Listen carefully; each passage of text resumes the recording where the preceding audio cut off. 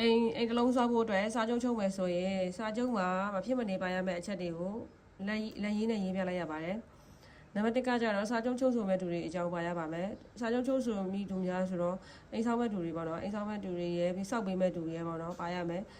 အမည်မှတ်ပုံတင်နေရာလိပ်စာဖုန်းနံပါတ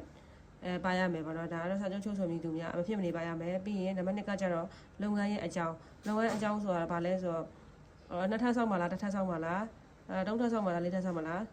ပြီးတော့သူ့ရဲ့ပေါ့နော်စောက်မဲ့ architecture drawing ပါရမယ် structure drawing ပါရမယ်ပူးတွဲပါပေါ့နော် architecture drawing structure drawing အတိုင်းဆိုပြီးတော့ပေါ့နော်ပြီးတော့စောက်မဲ့အစင်ကကြပါလဲဆိုအကျန်းတဲ့စောက်မှာလားအချောတဲ့စောက်မှာလားပေါ့ပြီးရင်ပါဝင်ပြီးအလုပ်တွေဆိုတော့ကျတော့ဘယ်လိုလဲဆိုတော့ဒီဖြစ်နိုင်တယ်ဆိုရင်တော့ပေါ့နော်ဒီဒေးတွက်ချက်မှုစရာပါရင်တော့ပိုကောင်းတယ်ပေါ့နော်ဘာလို့ဆိုတော့အကျန်းတဲ့မှာတော့မှတချို့တွေတော်ပင်မလောင်းပေးရတော့ပေါ့နော်ဒီဟာကြီးပေါင်မထောင်ပေးရတော့ပါတယ်ပေါ့နော်တချို့ကုမ္ပဏီတွေကတော့ဒီကြီးပေါင်ထောင်ပေးရတဲ့အထိပါတယ်တော်ပင်လောင်းပေးရတဲ့အထိလည်းပါတယ်ပေါ့နော်တော့အချောတဲ့ဒီဆိုပို့ဆိုးရပေါ့နော်အချောတဲ့ဒီဆိုရင်သူရဲ့scope of work တွေအများများတော့ခါကျပါဝင်မဲ့အလုပ်တွေကိုတေချာလေးအသေးစိတ်ရေးပေးရမယ်ဟိုမှာတကားတက်ဆင်ခြင်းပရင်းပေါက်တက်ဆင်ခြင်းနည်းနည်းချက်စေးအဲ့လိုမျိုးပေါ့နော်အသေးစိတ်ဒီပါဝင်တယ်ဒီလေးတို့ချက်မှုစရာတွေလည်းပါရင်ပိုကောင်းတယ်ပြီးနောက်တစ်ခုမပါဝင်တော့လုပ်မရပါမပါဝင်တော့လုပ်နေဆိုဥပမာပေါ့ရေမြောင်းလုပ်ငန်းတို့ချက်စီးလုပ်ငန်းတို့အဲ့လိုမျိုးနောက်တစ်ခု CCTV တို့ဘာညာပေါ့အဲ့လိုinternet wifi လုပ်ငန်းအဲ့လိုမျိုးဟာမျိုးလေးမပါဝင်တဲ့လုပ်ငန်းများဆိုရင်ဒါရှင်းလင်းစွာစာဖြစ်ဖော်ပြပေးရမယ်မဟုတ်ရင်နောက်ချင်းကျရင်ပါတယ်မဟုတ်လားပေါ့ဒါလေးမလုပ်ပေးဘူးလားပေါ့အဲ့လိုမျိုးထပ်ပြီးတော့ပေါ့အငင်းပွားရမှာဆိုလို့ပါပြီးတော့အခုတချို့ဆိုရင်ပေါ့နော်ဒီဟိုမီးဖို့ခုံလိုမျိုးလုပ်ငန်းလေးတွေဆိုရင်ပါလားပေါ့သင်ကမီးဖို့ခုံလုပ်ပေးမယ်ဆိုစာချုပ်ထဲမှာမပါထားဘူးဆိုရင်ညင်းလို့ရတယ်ပေါ့နော်စာချုပ်ထဲမှာပါထားတယ်ဆိုရင်တော့လုပ်ပေးရမယ်ဒါမျိုးက ancient တွေအတွက်လည်းအကျိုးရှိတယ်ဒီ construction company အတွက်လည်းအကျိုးရှိရပေါ့နော်နောက်တစ်ခုကုန်ကျစရိတ်ကတော့တို့စုစုပေါင်းကုန်ကျစရိတ်ကိုကဏ္ဍနဲ့လည်းပြရမယ်စာနဲ့လည်းပြရမယ်ပြီးတော့ BQ ပေါ့ညီမတို့ကုမ္ပဏီ Lucky Dam Construction ကတော့ BQ ပါတစ်ခါတွဲပြလိုက်တယ်BQ ကိုပူးတွဲပါစရာဖြစ်တစ်ခါတည်းတွဲပြထားလိုက်တယ်ဘာလို့ဆိုတော့ကျမတို့ကဒီနေ့ဒီရက်ဒီချိန်မှာဒီအန်ဂယ်တို့အိမ်ကိုပေါ့နော်အန်ဂယ်တို့အိမ်ကိုဒီဈေးနှုန်းနဲ့မီလက်မြစ်အိမ်ကိုပဲဈေးနဲ့စာချုပ်ချုပ်ခဲ့ပါတယ်ဆိုတာသူတို့မှလည်းတက်တင်ရှိသွားတယ်ကိုယ်မှလည်းတက်တင်ရှိသွားတယ်အကိများပေါ့တခုခုများအငင်းပေါင်းမှုကြုံလာတယ်ဆိုရင်အဲ့ဒီစာရွက်ကိုလှန်ကြည့်လိုက်အောင်ပဲ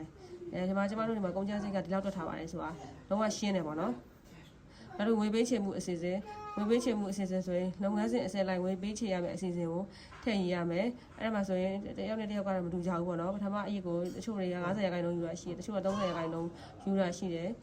ငွေပေးချေမှုအစီအစဉ်ကိုလည်း10ရက်လား9ရက်လား9ရက်လား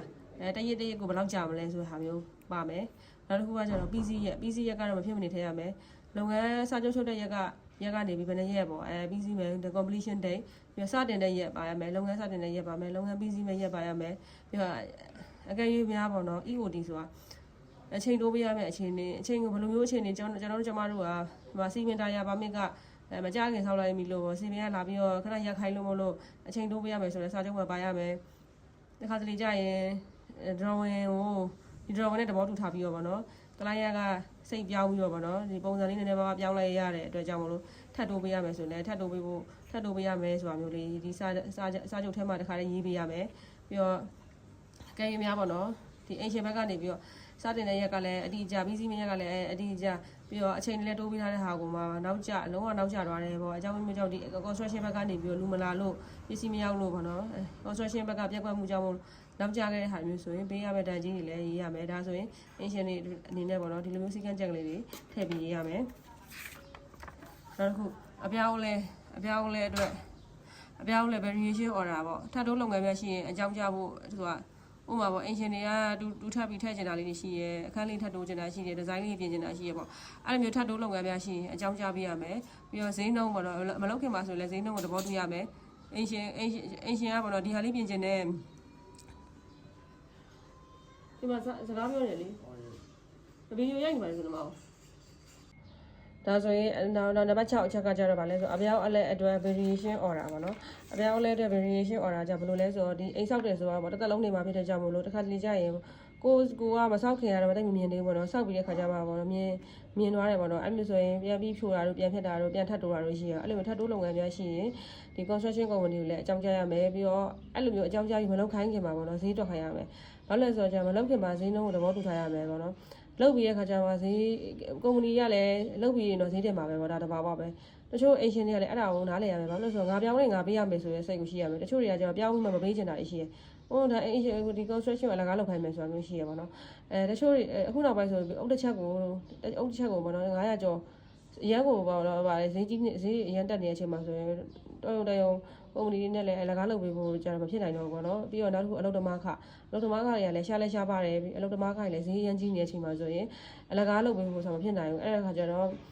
ကိုပြောင်းကျင်တယ်ဆိုရင်ကိုပြောင်းမဲ့ဟာကိုကုန်ကြစိတ်တွက်ခိုင်းလိုက်တွက်ခိုင်းပြီးဆိုရင်အဲ့တွက်ခိုင်းတဲ့စရိတ်က9ရက်ကပါဖြစ်တယ်ဆိုရင်တော့လောက်ခိုင်းလို့ရရပါတော့ပြီးတော့လုံးဆရာလုပ်ပြီးမှ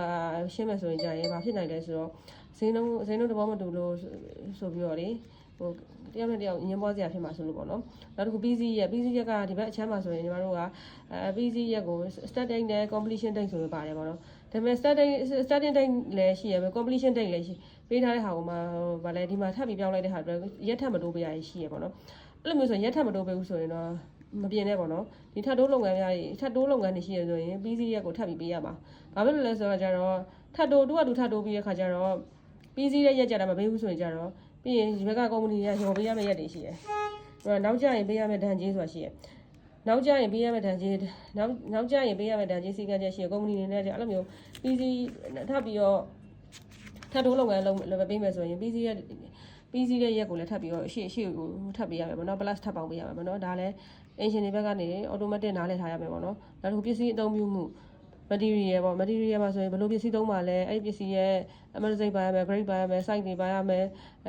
certificate တွေပေါ့နော်ပေးရမယ်ဒါစာချုပ်ထဲမှာတစ်ခါထည့်ရမယ်ပြီးတော့ပစ္စည်းမရလို့အကယ်၍များပေါ့ကိုကဒီစာချုပ်ထဲမှာဒီပစ္စည်းနဲ့ထည့်ချုပ်ထားတယ်အဲ့ပစ္စည်းကဒီမြန်မာနိုင်ငံရဲ့အနေအထားနဲ့ဆိုပစ္စည်းရပြတ်တတ်တယ်ပေါ့နော်အဲ့လိုပစ္စည်းမရခဲ့ဘူးဆိုပြောင်းသုံးခဲ့မယ်ဆိုရင်လည်းမသုံးခင်မှာဆိုရင်ကိုယ့်ရဲ့ကိုအင်ရှင်သဘောတူညီချက်ဟိုတောင်းခံရမယ်ပေါ့နော်အင်ရှင်သဘောတူညီချက်မရဘဲနဲ့လုပ်ခဲ့တယ်ဆိုရင်လည်းဒါဆိုရင်ပြန်ဖြတ်ရတာတို့ပြန်မြင်ရတာတို့အငင်းပွားစရာကြီးကြုံပါဆိုလို့မလို့ဒါပစ္စည်းအသုံးပြုမှုမှာလည်းစီကံချက်တွေထည့်ရမယ်နောက်တစ်ခုအာမခံချက်ကတော့အာမခံကလည်းအနည်းဆုံးတစ်နှစ်ရှိရမယ်ပေါ့နော်အချောတဲ့လုပ်ငန်းအချောတဲ့ပစ္စည်းတွေမှာဆိုလည်းဟိုမီလုံးတွေမှာဆိုလည်းသူကအနည်းဆုံးတစ်နှစ်တော့ပါတယ်ပေါ့နော်အဲ့တော့အာမခံပါဝင်တဲ့အလုပ်တွေဘယ်လိုမျိုးလုပ်တွေကအာမခံပါလဲပေါ့ဥပမာပေါ့အစာဦးရိုးစလက်ရေးမဆက်ရလုပ်ပေးပါမယ်ဘာလို့ပေါ့အဲ့လိုမျိုးဟာမျိုးအာမခံပါတဲ့အလုပ်တွေပြီးပြန်ပြုပြင်ပေးရမယ်ကာလဘယ်နှစ်ခုနဲ့ဘယ်ချိန်နဲ့ဘယ်ချိန်မှာဘာဖြစ်တယ်ဆိုတော့ပြန်ပြီးပြုပြင်ပေးပါမယ်ဘာလို့ပေါ့နော်အဲ့ဒါတွေကတော့အာမခံချက်ကလည်းထည့်ပြီးရမယ်နောက်တစ်ခုအငင်းပွားမှုဖြည့်ရှင်းနည်းနံပါတ်9မှာဆိုရင်အငင်းပွားမှုတွေဖြစ်ခဲ့တည်ရှိတော့ဖြည့်ရှင်းရမယ်ဘယ်လိုမျိုးဖြည့်ရှင်းရမလဲဆိုတာကိုလည်းစာချုပ်ထဲမှာထည့်ရမယ်နောက်တစ်ခုနံပါတ်10ကတော့အရေးကြီးအချက်များပေါ့အဲ့အရေးကြီးအချက်တွေဆိုလဲညီမကရေးထားပေးပါတယ်အရေးကြီးအချက်များကိုလည်းပထမဗီဒီယိုဖိုင်တစ်ခုမှာရိုက်ပြထားပေးပါတယ်နော်အားလုံးကိုကျေးဇူးတင်ပါတယ်ညီမကတော့ Lucky Star Construction ရမဆစ်ဦးဖြစ်ပါတယ် Lucky Star Construction မှာဆိုရင်လည်းဒီလိုမျိုးစာချုပ်တွေနဲ့တင်ချလေးချုပ်ဆိုပြီးတော့အလုပ်လုပ်တာဖြစ်တဲ့ကြောင့်မို့လို့စာချုပ်နဲ့ပတ်သက်ပြီးတော့မရှင်းတာပဲနားမလည်တာရှိရဆိုရင် CV ကနေလာပြီးမေးလို့ရပါတယ်အိမ်ဆောင်မဲ့သူတွေကလည်းညီမတို့ Lucky Star Construction နဲ့မှမဟုတ်ဘူးနော်ဘယ်သူနဲ့ပဲဆောက်ပါနော်စာချုပ်တွေကိုတင်ချလေးချုပ်တင်ပါတယ်ညီမကဒီလိုမျိုးပေါ့နော်ဘုဒ္ဓတွေကိုshare ပေးနေတာပေါ့နော်ဒီ ancient တွေကိုအများနဲ့ပေါ့နော်အမှားမရှိစေခြင်းအမှားမဖြစ်စေလို့တဲ့ဆန္ဒနဲ့ပေါ့နော်ဒါ share ပြီးလုပ်ပေးနေတာဖြစ်ပါတယ် Lucky Star Construction ကိုအလုပ်အပ်မယ်ဆိုရင်လည်းကြိုတင်ပြီး appointment လေးယူပြီးချိန်ဆိုနိုင်ပါတယ်နေ့လည်နေခင်းဆိုရင်စိုက်နေပါလေပတ်နေတဲ့အချိန်ရှိရဲပြီးတော့တစ်ခါကျရင် meeting တွေလုပ်နေတဲ့အချိန်ဆိုရင်ဒီအချိန်တွေကိုကြိုပြီးမပြောထားဘူးဆိုရင်ညီမကကိုယ်တိုင်မတွေ့လိုက်ရမှာဆိုလို့ပါညီမဖုန်းနံပါတ်တွေကတော့ဒီ page မှာတင်ထားပါတယ်အားလုံးကျေးဇူးတင်ပါတယ်